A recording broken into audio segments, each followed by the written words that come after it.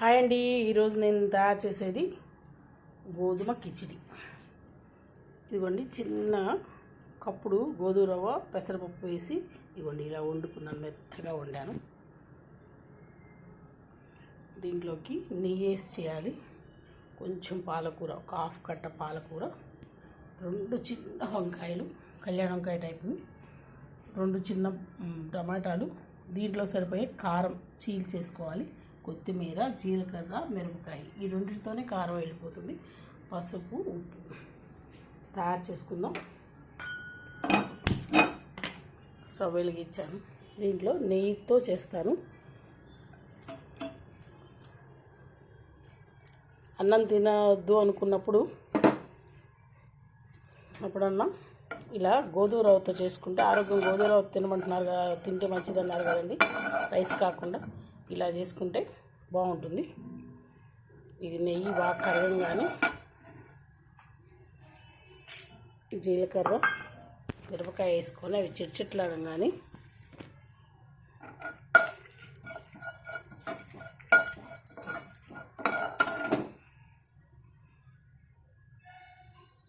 ఇది చేసుకొని ఇలా మనం పదార్థాలు ఏమైనా తోటకూర వేసుకుంటే ఇంకా బాగుంటుందండి. చుక్కకూర కానీ నీకు 2 లేదు, ఇంట్లో అవైలబుల్గా ఉందని పాలకూర వేసాను. నాకు వంకాయ అంటే ఇష్టం, అందుకని వంకాయ వేసుకున్నాను. మీకు కావాలంటే ఉల్లిపాయ వాడద్దు అనుకొని చేయలేదు, లేకపోతే ఉల్లిపాయ వేసుకున్నా బాగుంటుంది. నేను ఇలా వేసాను. ఉల్లిపాయ కన్నా ఇలా చేస్తేనే బాగుంటుంది అనిపించింది నాకు. మీకు కావాలంటే సొరకాయ అవి కూడా వేసుకుంటే బాగుంటుంది. నాకు వంకాయ వేసి చేస్తే కిందసారి తోటకూర వంకాయ వేసి చేస్తే బాగుంది, అందుకని ఇప్పుడు ఇలా చేశాను.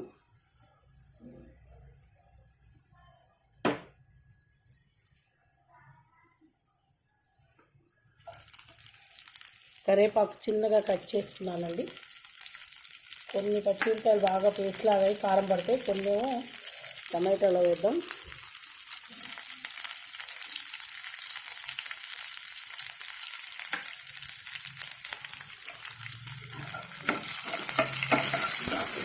పచ్చిమిరపకాయ కారం కావాలంటే కొంచెం వేసుకోవచ్చు. నేను కొంచెమే చేస్తున్నానండి, అందుకని ఎక్కువ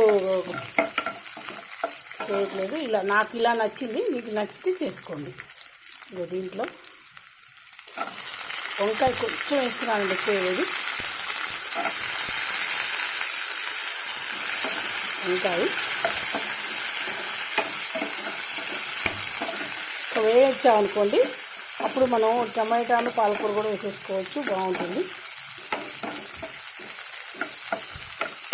సరే, నెయ్యితో వేస్తే ఎంత బాగుందో, స్మెల్ మంచిగా వస్తుంటుందండి. కిచిడి కదా ఇది.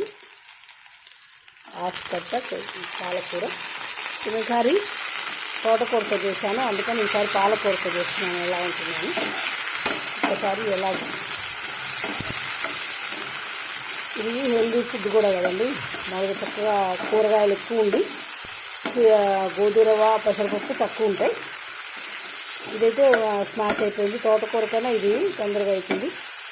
ఇలా గోంగూరతో వేసుకుంటే పుల్లగా ఉంటుందండి. ఈసారి అది చూద్దాం. స్మాష్ అయిపోయింది. ఇప్పుడు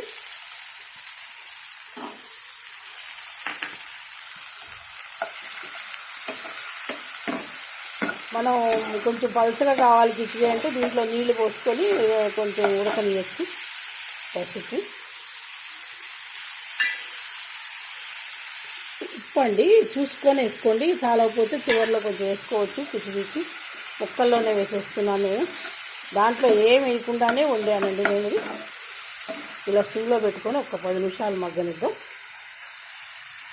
నీళ్ళు కావాలి, పలుచగా కావాలంటే కొంచెం నీళ్ళు పోసుకోవచ్చు. ఇదిగోండి, బాగా ఉడికేసింది. ముక్కలుగా ఉండాలంటే ఇలానే వేసేసుకోండి, లేదు కొంచెం పేస్ట్ లాగా ఉండాలంటే అలా వేసుకోండి. ఇదిగోండి వేసేస్తున్నాను.